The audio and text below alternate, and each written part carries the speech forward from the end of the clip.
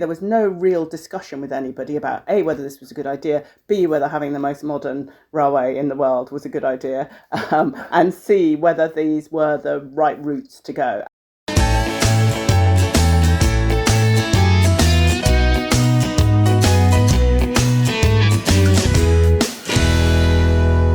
Welcome to Calling All Stations, the Transport Podcast. I'm Christian Walmar, an author and journalist who has covered transport for the past 30 years.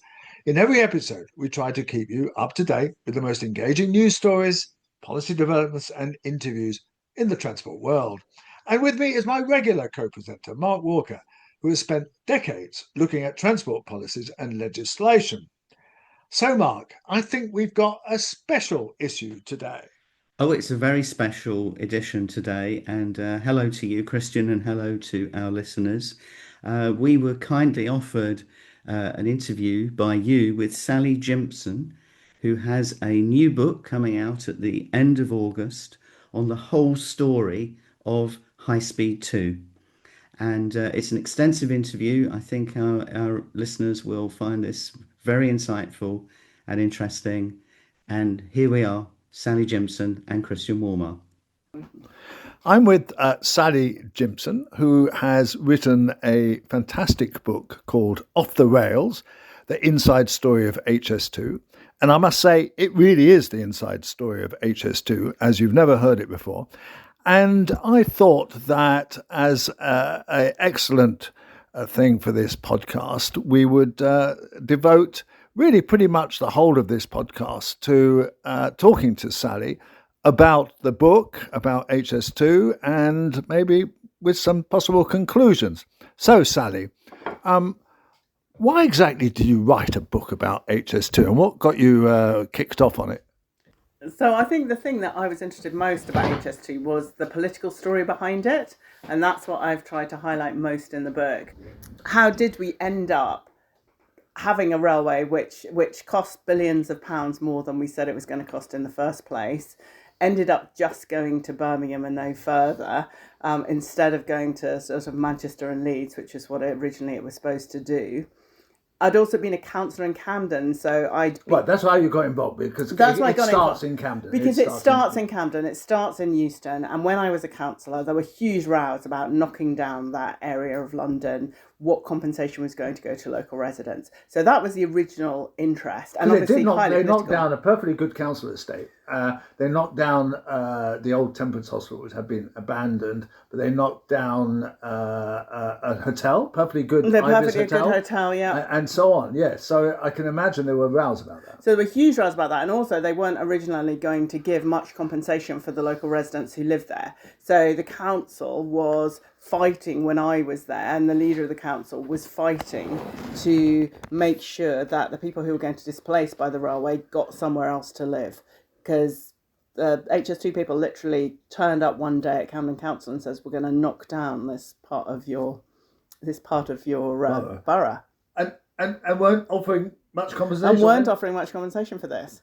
And it's really interesting sort of later in the book, I look at all the compensation that went to the rich people around the country. And yet at Camden, it was a sort of fight every step of the way to get compensation for local residents, particularly people who are living on housing estates. And it seemed to be, if you were a council tenant, it seemed to be perfectly acceptable that you had people for 25 years working outside your door with jackhammers, and at the same time, if you lived in the Chilterns, you got compensation in your house bill if the train was running yards and yards away from 200 yards from your house. Exactly. So yeah. Did Stanley Johnson do well out of it? Stanley Johnson did incredibly well. So Stanley Johnson was one of the petitioners for it, saying that he needed compensation. And I think he was one of only 4 people in the end who got compensation for living in Regent's Park in Camden. So yeah, he did very well. So it doesn't go through his house, but it goes. It doesn't go through his house at all. It goes quite near to his house, but not through his house. And nobody else got the compensation. So yeah, he obviously did a very good job of getting it, and said he had to look after elderly relatives. That was one of the reasons for him to have to move. But I think so quite a few of his neighbours were, and it took a long time for him to get the compensation, but he did. And I think some of his neighbours were quite cross that they were as near to the line as he was and didn't get it. Covered in detail by the Camden New Journal, the local newspaper. So, okay, so you got interested as a result of that, but what made you think it makes a book? I think it makes a book because it was like because the story of HS2 also reflects what was going on in the country and the politics of the country at the same time. So I thought there was, although it's not finished, so that story arc hasn't finished, there was a kind of story about what happened at the end of the Labour government and what was going on with the banking crisis, and then absolutely right through the Labour Brexit. Government 2010. 9-10 when it was first sort of brought in, or first there was a command paper in 2010 from Lord Adonis, just in the sort of dying days of the Labour government in 2010, and then how that all changed, and how that railway ended up not really being built, or being built, and the costs going out of control through this turbulent period right up until today, with sort of Brexit, with these tremendous changes, loads of changes of government and Prime Minister, COVID, and did all of those events, how were they reflected through the railway? And in a way, I was looking at sort of all those people and how they affected that building of this major infrastructure project. Yes, I must say you do that very well. You put it in context the whole time, and I think that works really well. So then, okay, well, tell us a bit of the story, how you see the beginning of HS2, and how you think it happened. Well, it'd been going on all through the 2000s, right up until it'd been going on all through the 2000s, and there'd been Tony Blair had sort of put it in the manifesto for 2005. No, they'd had reports then, because the Department of Transport didn't really want to do it, and they'd had reports saying it was madness and it wouldn't work. Yeah, so the Eddington report rejected it. The editing report rejected it, and said it was a grand projet, and it was a sort of building of an icon. You end up doing exactly what actually happened with HS2. You start building this thing, and then you can never stop it because you have all these sort of sunk costs as you do it. So that was Eddington's view, and then towards the end, there were two things I think that happened. First of all, the Tories were going green, and this was a way of not building a third runway at Heathrow, and this was a way of building a railway which would go to the north, would stop short haul flights, but would also go to Heathrow and stop the stop the third runway at Heathrow. Yeah. So it was good for them, and they were going green. They were all with Huskies and going green. So they sort of brought it up at their party conference and wanted to do it. And then I think there was Lord Adonis. While in opposition. They wanted to do it because it fitted this green agenda. And then there was Lord Adonis, who became the Transport Secretary, who was really, really keen on high-speed rail and wanted to do, he'd done his academies programme, and now he really, really wanted to do high-speed rail. Everyone in Europe, it was almost like everyone in Europe has a shiny high-speed rail. I'd like to do it in Britain, and it will make total sense. And he would sort of, and that's what he wanted to do. And then I think there was Gordon Brown, who needed something for the election of 2010 to say that the Labour was going to do that was innovative.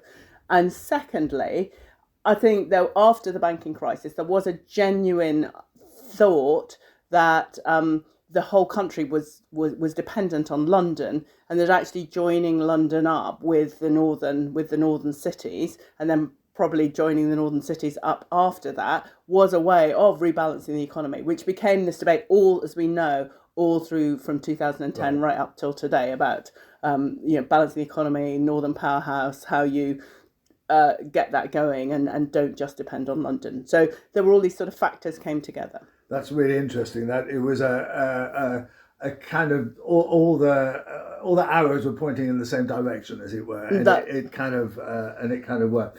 So that's right. Do you think that the beginning of the project was kind of okay, or do you think that already there was real problems?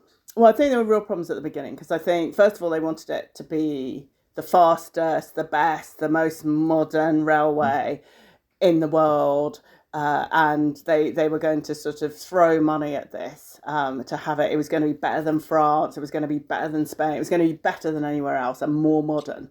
And this from a country which hasn't really built much infrastructure for the last 40 years. And somehow you were going to, or built any railway lines, except for HS1, which is the Channel Tunnel Rail Link, which is basically just an extension of the TGV, exactly. Yes. It's a branch line of it's a branch line built of TGV, with their and technology. built with their technology. And somehow there was a sort of British arrogance that we were going to build. There was a British arrogance, and this was started by Lord Adonis, that we were going to build this super duper amazing line that would be faster, better, straighter than anywhere else. And that came in the from world. him as well as other people. You think? I think that came. He's a bit of a train spot. He was somebody who when he was a kid, he was like standing on platforms. Exactly, standing on platforms, writing to the chairman of British Rail, telling them that how the train should do better, all of that. So he was a real train spotter. He really believed in trains. And the first thing he did, actually, I think, when he became transport minister, before he was to travel round all the round the whole country and write a blog for the Times. So he was a real train spotter,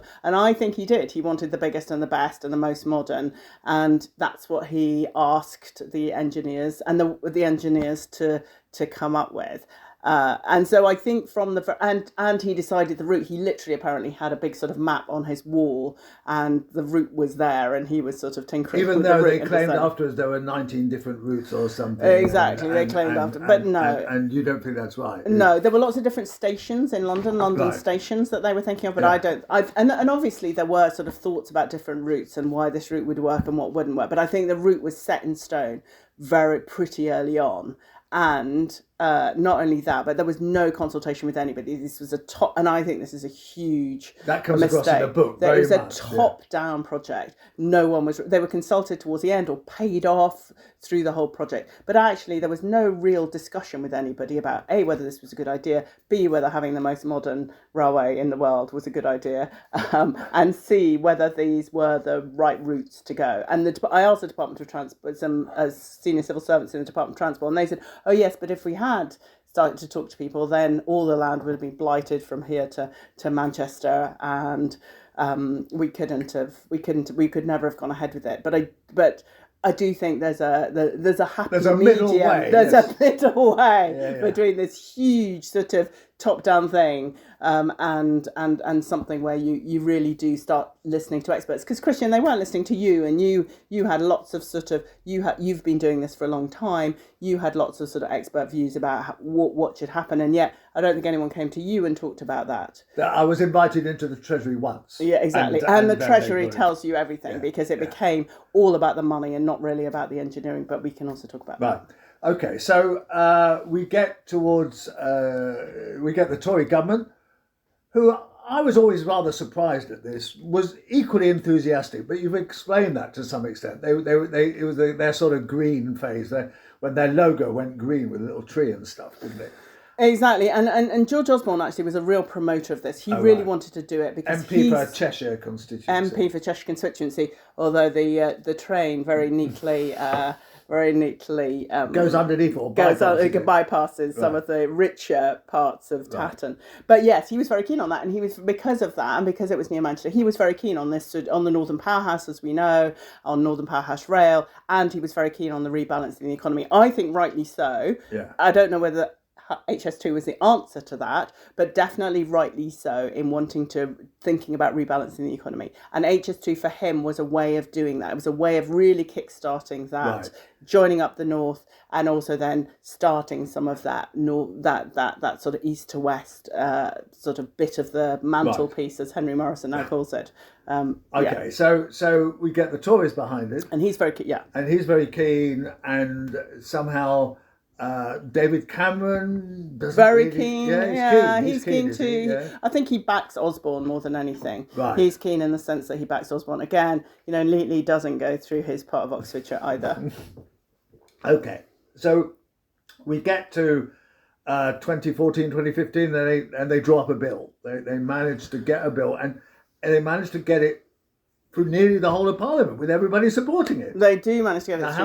How does that happen? Parliament, through everyone supporting it. Well, they have this whole hybrid bill committee, don't they, that starts off in about 2013. And this is just this extraordinary process, which everyone and anyone... So they have very little consultation. Maybe explain for our listeners the hybrid bill. So the hybrid bill is both a private and a public bill. And in the old days, so when they first did the railways, they went through on private bills. But because this was going to be the government who was going to finance this was a sort of hybrid. So it was both a private bill and it was a public bill at the same time. And they had a hybrid bill select committee, and anyone who wanted on the route, and the first bit of the hybrid bill was just going from London to the West Midlands. Right. And so everybody who objected, so they had very little consultation, but then this huge parliamentary process. They had these enormous, sort of literally a van load, I think, of papers with all the kind of detailed designs. Yes. Although later on we find out they're not that detailed. But really? they had all these detailed designs in the van, and they are going basically through the Chilterns, this area of outstanding national beauty, and of lots of Tory constituencies. Exactly. And they say we're going to run this through the committee, and the committee's whose qualification for being on the committee was that they weren't affected by it and nothing much about trains either, or indeed the areas it was going and through. And it was a punishment. To be on one of those hybrid committees was a punishment. And you had to sit through hours and hours and hours, days and days. I can't remember how, it's 1,000 hours was used to debate the whole bill, which is what the Hansard Society came up with in the end, both through the hybrid committee and through then Parliament. So, and then there's petitioners, hundreds of petitioners, come to put in their petition saying, I don't like it because it's not near, I've got sheep in one field and they're not going to be able to get across it when I sort of at a certain time of year, or this bridle path is going to be affected. So everybody and anybody who's affected by the line is allowed to go and put in a petition. And here is one of the big mistakes, isn't it? Because they make enormous concessions to all these people. And they make enormous concessions.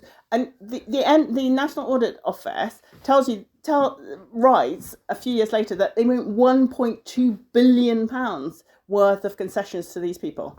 So the MPs the select committee, the hybrid select committee ends up with so many changes that it costs £1.2 billion extra. Right. And that's and then you turn out that when they start, so they do this hybrid bill committee, they put it through, and the only good thing about this, from their point of view, was that it couldn't be challenged. It was very difficult to challenge it then by the courts, because it had been voted on in Parliament, it had gone through Parliament, and therefore all these JRs and stuff simply didn't work. All their opponents who were putting judicial All their opponents reviews, putting JRs in. But in end up they fell because the court said it's been through this incredibly complicated process. It's incredibly sort of complementary parliamentary process. MPs have decided you can't discuss. So, but it turns out, of course, that this planning permission, this is basically outline planning permission. But it turns out that the details are really small, not really there. Right. So Alan Cook turns up in 2020. As the chair. Yeah. The contracts have all been let to do the provisional work, and they've for the first, because they had to buy up all this land and pay everyone off to get all this land to go from there to Birmingham. They hadn't really done proper surveys of the land. They hadn't been on the land. So when the guys they hadn't been on the land, and so it's something like only 3.4% of the land had been looked at before they let would have been looked at by professional services organisations, because they hadn't been able to get on it, and so they don't have a detailed plan on the actual land of where it's going to go, and they're finding all sorts of, these guys who are doing the preliminary works are finding all sorts of things like electricity pylons. And it's incredibly difficult, of course, to move an electricity. But they're finding utilities all over the place, all over the shop, which they're having to negotiate with sort of public utility companies. And so only a tiny bit of this land, they actually know what's on it. Gosh, that's another scandal. So and this is one of the things actually that's been a subject of huge debate at the moment, that they should never have let so they're saying now that they should never have let those contracts to build the railway until they absolutely knew what the conditions were the land off and what the land looked like. And as you know, in the 19th century, people like the Stevensons did know exactly what the land was like. They trudged along. They walked it. They walked the thing, exactly. Yeah. Anyway, these guys didn't. So they hadn't walked it. They hadn't walked it, and those companies didn't walk it until the contracts have been let just after the hybrid bill.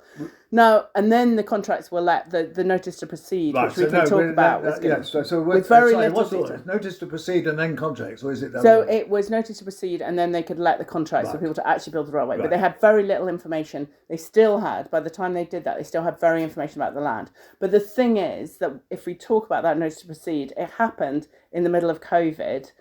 When they'd already had a review about whether they were going to do it. So it was all held up by this Oakervie review about whether they were going to do it. Chaired by somebody who had been a chair. Who had been a chair of HS2. So he Doug was likely Oakervie. to say yes. Exactly. With only the dissident being Lord Berkeley. But yeah. Indeed. Although there was worry, and Andy Street said there was worry that actually he would say no. He would say we shouldn't do it. And there were loads of people within Downing Street who didn't want it to happen at this stage. Yes. So lots of people in Downing Street didn't want it. Boris Notably actually did. Andrew Gilligan. Yeah. Notably Andrew Gilligan, but also Munira Mirza and various other advisors in Downing Street who didn't want to happen.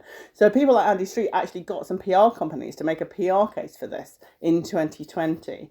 But as you say, Oakervie was set up because he was he had chaired it before. Was he going to say no? Likelihood, as you say, not, apart from Lord Berkeley. So they then decide to go ahead with it. So they hadn't started work at this stage? They hadn't started. They'd done some preliminary work. So and they were looking what they'd done preliminary contracts or preliminary work. When they get the notice to proceed, they can let the contracts to actually build the bloody thing. And these are the really big problem And contracts. these are the big contracts, the cost plus contracts. Yeah.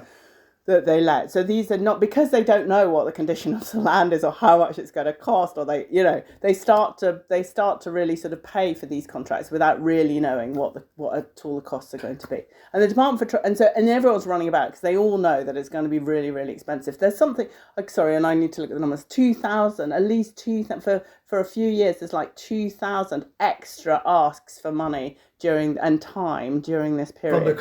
From the contractors from 2020 to I think 2022, 23. Right. But there's like 2020, 2022. There's 3,000 asks to the Department of Transport for more time and for more money for this land, because they keep coming across all these problems.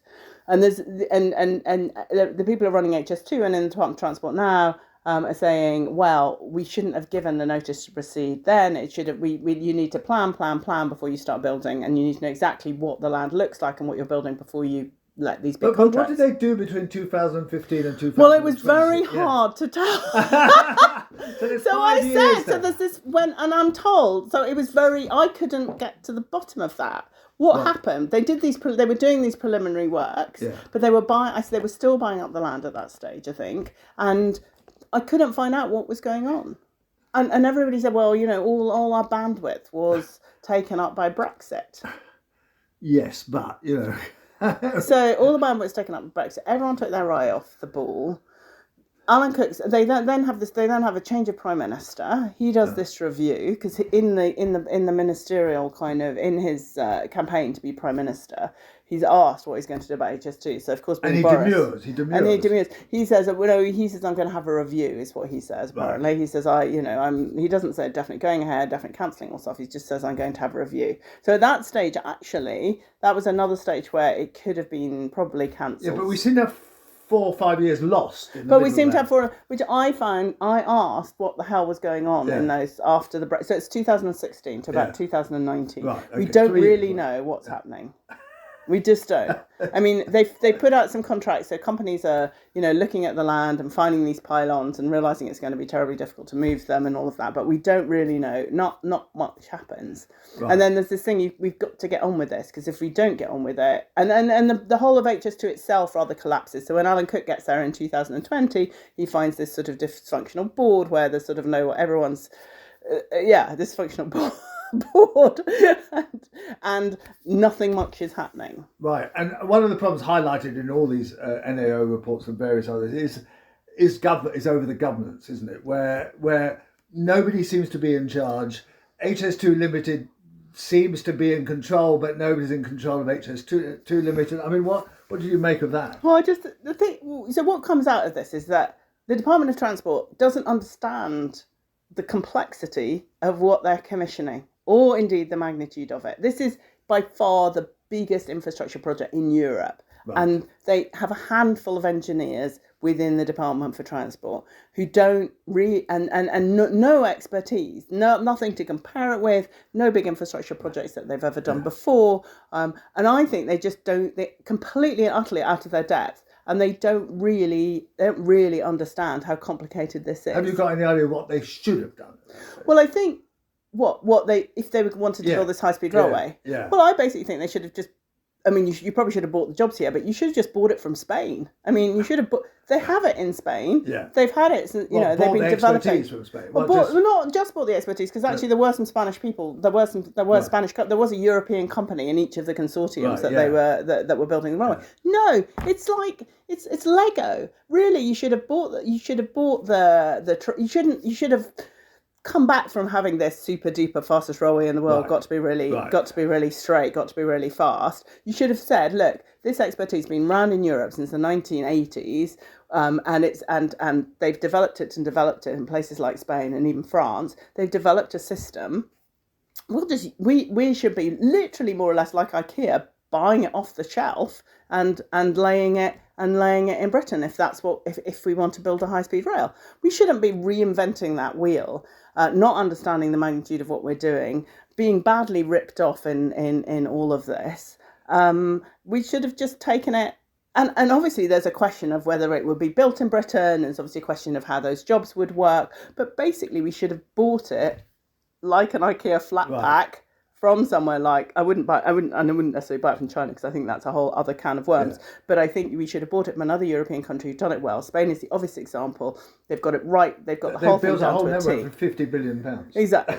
And they've had loads of EU subsidy, but they have built this network for really a fraction of what we're building here. They do it for 17 billion a kilometre or something. Right. So it's much cheaper, and put it in and just done it in 17 million a kilometre. So we should have just put it up in we should have just bought it from them and put it up. Okay, so we get to the contracts being let and work started, but then it gets worse. I mean, from what I understand from talking to people, there is no budget for this thing. There's no say you must spend a certain amount. They're just kind of, it's open ended, isn't it? Well, the thing is that what happens, it gets worse, doesn't it? It gets worse and worse. So what happens is that.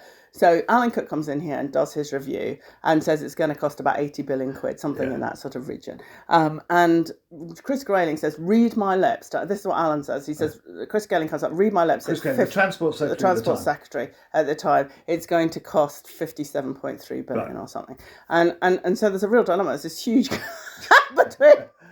between what the minister's saying is, and this is just then described in these brilliant terms, the budget envelopes. That's also the budget envelope. Okay. And on the prices that they're sort of pulling up in 2020, it looks like it's going to cost 80 billion, and this is before all the prices go up with COVID, before the whole sort of world collapses. We're not. So and money stops being and money stops being cheap, and so this is just before money. All sorts of other things happen. Money stops being cheap. Yeah. The price of everything goes up by sort of about 20-30%. Right. So this is before all of that happens, but it's still going to cost a hell of a lot more than what the government says it's going to cost, and everybody kind of knows. The other thing is this goes through select committees, this goes through Parliament. Everyone knows this, and yet nobody says stop, or shouldn't we have a bit more of a think about this, or is this no one they keep on using 2019 prices, and then they keep using 2015 prices, and then they're using 2019 prices,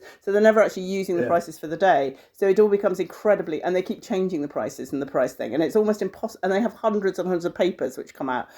And everybody's scrutinising this, and they all know the National Audit Office is scrutinising it, the PAC is scrutinising it, the Public Accounts Committee is scrutinising it, the Infrastructure Commission people are scrutinising it. The Treasury's got its guys running all over it. Everybody's scrutinising, but no one's doing anything. No one's saying, "Hey, please stop," or "Hey, could we do this cheaply?" or "Hey, can we let's think about this again." But now, I'm probably you haven't mentioned the fact. Does this make sense? No, you haven't mentioned the fact that they've chopped bits off as well. First of all, they chopped. So 2021, they sort of have another review and they chop off leads, and they lay off all the workers from there, and obviously they've all to be paid off, and there's lots of money that is sort of spending that, and then in 2023, Downing Street's still very much against it. Boris Johnson's gone, who was a big push. He loved HS2 because it was a big project. And in comes Rishi Sunak, and no fan of trains. Who's no fan of trains, and who's also, a banker, and he brings in Andrew Gilligan, and Andrew Gilligan says this is ridiculous. We should stop building. Who's always been an opponent, and he's always been an opponent, and he writes something for Policy Exchange saying we shouldn't call the kindest cut, that actually nobody wants it in the north. This is all, and it was interesting. It's all characterised about the elites wanting this train, right? And that it doesn't help that all the people like George Osborne and Adonis and even Cameron were all supporters of staying in the European Union. So there are all these people who are kind of European people, quite top-down people. Right. And Andrew Gilligan comes in saying, actually, this isn't really wanted by the people. Why the hell are we building it? And we should stop it. But then the most shocking thing, isn't it, that Sunak then kind of makes a political play of this. He makes political play at the party conference. And Andy Street, who's been a loyal Tory person, they do not tell him until the night before. And he's asked the questions, are they going to do it? It's sort of the treasury of it. It was leaking out like anything. But he keeps being reassured that this is nonsense, that they may be looking at a big few savings, but they're still going to go ahead with it. And there's all sorts of places, for instance, beyond Birmingham, where actually doing some works like at Crewe, for instance, would really help, and which Network Rail has thrown into the whole project, sorting out Crewe and sorting out that junction, all of that. And Rishi Sunak, without really any consultation, he doesn't even tell the Department for Transport until about 2 weeks before that he's going to do this. As you say, even though it's sort of leaking out through the Treasury, he comes to the party conference, not in front, and this has all gone through Parliament, and it's the leg to Crewe had already gone through Parliament, and he says we're cancelling everything except for the bit. We're not even going to do Euston with public money. Get the train to Euston with public money. We're going to cut. We're only going to pay for Old Oak Common to the West Midlands. Well, I think just the Acton to Aston shuttle. The Acton to Aston shuttle, exactly. And everybody just goes, oh my. Everyone just goes, oh my God. And all the people are working on the other bits, and all the companies, again, they have their contracts cancelled. They try to sort the land. They try to say that land can be sold off between the West Midlands and Crewe. The whole thing is just, and then the project becomes something completely different, which they haven't. Well, I don't know what the project is now. Well, exactly, impossible to tell what the project is, and they still haven't worked out whether it's going to join. Whether it's going to join up to how it's going to join up to the West Coast Main Line, or how it's going to join up with the rest of the network. So the whole, whether they're going to put a little branch up to join it up to sort of beyond sort of into Yorkshire and stuff, and join the lines that are already there. So it's just a complete. It isn't a project, and they still haven't. Well, it turns out, of course, that even today, and that's been some of the criticisms of the report. Even today, the Infrastructure Commission says that it's unachievable, and B, that they don't know, they haven't worked out what the project is. They've got the tunnel boring machines at Old Oak Common, but they haven't got the money. They haven't got the money to move them, and then they still haven't decided what the station at Euston's going to look like, because originally they said, well, it's going to be paid for by private money, and we're going to cut it to 6 platforms. And now, because there's a whole argument about whether they will do at least something up to the north, there's, what is Euston going to look like? Do you keep it to a really small station with a few extra platforms, or do you think there might be capacity in the future? It's a terrible mess. I get angry every time I cycle through it, and they've still got roadworks on it. And no one's doing anything. Nobody's doing anything, but they still have roadworks on it. Why can't they reopen the roads at least? Anyway, so it's a complete and utter. I mean, Euston, £250 million was spent on plans for Euston Station, which have been torn up. I mean, Euston in and of itself is a major project, bringing a train into central London. Two final points. One is, who do you think, without being libelous, who do you think you can blame for this? Who is the most responsible? It is like one of those Agatha Christie novels, really, where everyone, like Murder on the Orient Express. Yes, in a sense, everyone participates, and in a sense, everybody in some ways is at fault on this, for not saying stop, or not at least evaluating the project earlier and thinking, do we really need to do this? I do think Justine Greening in 2012. And the government could have had a look at it and said, hey, this simply doesn't make sense, or we need to think about it in a different way. It's likely to be very expensive, and actually that she doesn't do it. She decides she's going to go ahead with it. So I think 2012 is a point where it could have been stopped. Right. And do you think it should have been stopped? The thing that really frustrates me about looking at HS2 is that it's not strategic. We've decided we want to do this very fast railway because everyone else has got one. Yeah. We keep changing why we're doing it. Are we doing it to release capacity on the West Coast Main Line? Yeah. If you were going to do that, would you really build that kind of high-speed railway? We say we're doing it because we want to get to Manchester quicker. Or Birmingham even quicker. Because we want to help the north. And we want to, it's all to do with rebalancing the economy. Yeah. And then we can't decide whether it's a luxury train, a train for businessmen, train, or whether it's a train for everybody. We can't either decide whether it's its own train line, because it's actually built as a sort of separate train line. Right. Yeah, with trains that couldn't go off. And trains that originally couldn't go off, and they were going to have these captive trains which would just run on that line, and then they were going to have hybrid trains which could go off, which is, again, and we couldn't, so no one could decide, whereas in different countries, they have different things. Some countries have trains which, like the TGV, which can go on both lines. They spin off onto all the lines. And then some countries like Japan, for instance, they had a high-speed rail with a separate railway. Because they had a separate gauge for that railway and for other railways, so it didn't go off its own railway. But we could never decide quite intellectually which it was going to be. So there were all sorts of... So there was no strategy around it. And it didn't... The other thing about high-speed rails, we know that it works when it's joined up with good public transport systems. And again, it wasn't part of a strategy that was with other local public transport systems. Birmingham was building some, of course London was building Crossrail as well. So we had some of them, but it wasn't part of that strategy. So why were we doing that and not looking at the whole rail network and working out how it fitted into everything and what advantages it would build? Okay. So there was no big case for it. So I think at some stage someone needed to have said, probably in 2012, hey, what the hell are we doing? Right. And do we want to start it from London, or is it actually better starting from Birmingham going to Manchester, for instance, or Birmingham going to Leeds?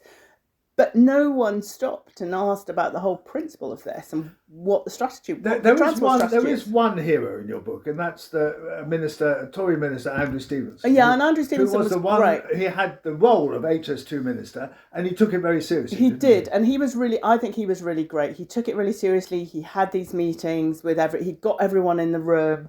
He really took the job really seriously, and he had a real overview of what was going on. So I think for me, the big hero of that was him. He really tried to get a grip on it and to make this thing work. But most of the other ministers didn't. Most of the transport ministers, Grant Shapps, for instance, didn't really, as far as I understand, didn't really want to know about it at all. And he thought, he kept well out of it. He thought that Boris was going to cancel it. Chris Grayling was sort of watch my work. But what about the chairman of that? I mean, the chairman who gets paid, the chairman and the CEOs who get paid kind of vast amounts. Well, I think at the beginning there was somebody, they were there, but they were left. There were very few engineers really involved in this, and very little expertise. All these people had done sort of Crossrail, so they were all people who came from Crossrail, and Crossrail's an urban railway project. Is that in terms of the difference between, and it joins into the sort of ordinary train lines, doesn't it? It goes actually quite a short distance. Yeah. It isn't uncomplicated, but we've done the Jubilee Line extension. Right. We know how to do urban railways. And Crossrail was a bit more complicated than that, but it was simply an urban railway. I think, and all the people who came into HS2 were all people who had worked on Crossrail. But Crossrail is a totally different project and not nearly as complicated as HS2. Right. And my view is, in some ways, they were just out of their depth in losses. Alan Cook is, again, one of the heroes for me, then he wasn't. He really did try to grip it. He tried to come up with a real strategy for it. He was the first person who really explains how to do it. So he really tried, but he left really quite quickly. He didn't stay very long. So I think him and Andrew Stevenson, who were both around at about the same time, I think as a combination, they, with political leadership and then with somebody who did really understand the international engineering world and worked for Atkins, this big engineering company, I think both of them were people who understood it, but they were there, relatively short time in the sort of early 2020s. Okay, so the last question then, what should happen now? Well, in a way, I think you need to finish it. I know, that's my view as well. Even though I've been an opponent all along, I think you have to finish I think you have to finish it. And I also think you have to come up. You do have to, and you have to sort out crew. You have to sort out that line to Manchester in some way. Yeah. Now, there've been lots of plans that have come up, and really I think you need to look at a sort of, you probably do need to look at a high-speed option, but like, let's get the cheap high-speed option from Spain. Let's buy it off the shelf. And I do think Network Rail needs to sort crew out, and they really do need to sort crew out. So I do think it needs to go up to crew. It needs to go up to there, but it needs to start at Euston. Well, lots of people say it should start at Euston, but actually, Oh, really? You don't necessarily think so? Well, lots of people do. Lots of rail experts. Tony Barclay doesn't think so. Yeah. Tony Barclay doesn't think. I don't know. But the thing is that you flatten Euston now. So what are you going to do? You're going to rebuild Euston without sorting out and also there's a station to be sorted out at Euston. You've done the reason to do it to Euston is you've done all that work in Euston. Again, it's a sort of just finish the bloody job. But Euston is a real problem. I think it is a real problem. Okay, well, so and like so much in life, someone needs to take a decision. Well, oddly enough, I bumped into Keir Starmer at a party, and I bearded him, which was slightly naughty, but I basically said, look, Euston, HS2, you're going to lose votes over this, and he just said, oh, it's all in hand, and I thought, not when I see it, Keir, not when I see it. Yeah, I mean, yes, and it's going to be very, very expensive to bring it into Euston. They're going to have to make some real decisions about what Euston Station is going to look like. They're not really going to be... Overstation development there is going to be really tricky. Because... Well, but do you know the reason that Euston Station is flat at the moment, the roof, because they were going to do overstation development, but it would always cost too much. The problem is it costs huge amounts, and you've got to build overstation development. Yeah, especially if you're building over tracks and over trains, and you've got to put huge pilings in the ground in order to do that. And Euston Station is under Euston Station. It's got lots and lots of other tunnels and lots of railway lines and tunnels and things like that. So if you really think they're going to sink loads and loads of enormous pilings so that they can build something on top of Euston Station, I'm sceptical about whether they will. And that's why the Euston Station is flat at the moment, because they always intended to build over station development and never did. Okay, well, on that note, we started with Euston, we ended with Euston. Thank you very much, Sally. Thank you. Your book is called Off the Rails, the Inside Story of HS2. I recommend all our listeners to go and buy it at your local bookshop. And thank you very much for such an interesting interview. Thank you. Here's Christian's final thought from the Departure Lounge. Well, I just think I'll give a couple of thoughts about that interview, which I must say Sally has done an amazing job in kind of putting together all of that. And it's also something of an angry book. I mean, she, like me, she actually used to be a Camden councillor, and I go through Euston quite a lot. And every time I go through Euston, and I mean the road around Euston, north of there, Hampstead Road, and I see this devastation and nothing is happening about it, I think it is shocking. It's something that, is a scar on London. And really, we need some urgency from this government about getting a programme to sort it out. And, both Sally and I agreed that, really, we can't just end up with the Acton to Aston shuttle. We actually have to have a line that serves a purpose, and that will obviously cost a bit more, but we need a plan for that. So it needs to get to Euston. You can't have it starting at Old Oak Common, and it needs to go beyond Birmingham, beyond Handsacre Junction, up somewhere north, probably Crewe, with some sort of cheaper plan. But gosh, we need something to happen relatively soon on this. Every day that nothing happens on it is another day where we're spending vast amounts of money with no idea of where it's going.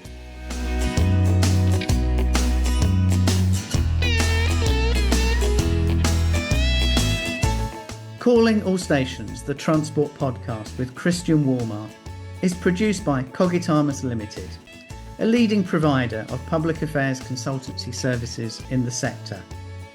We hope you've enjoyed this episode. If you have, please consider giving us a 5-star rating with whichever platform you use. Do follow us on social media channels, including Blue Sky, Facebook, and X, formerly known as Twitter. Our handle on X is @AllStationsPod.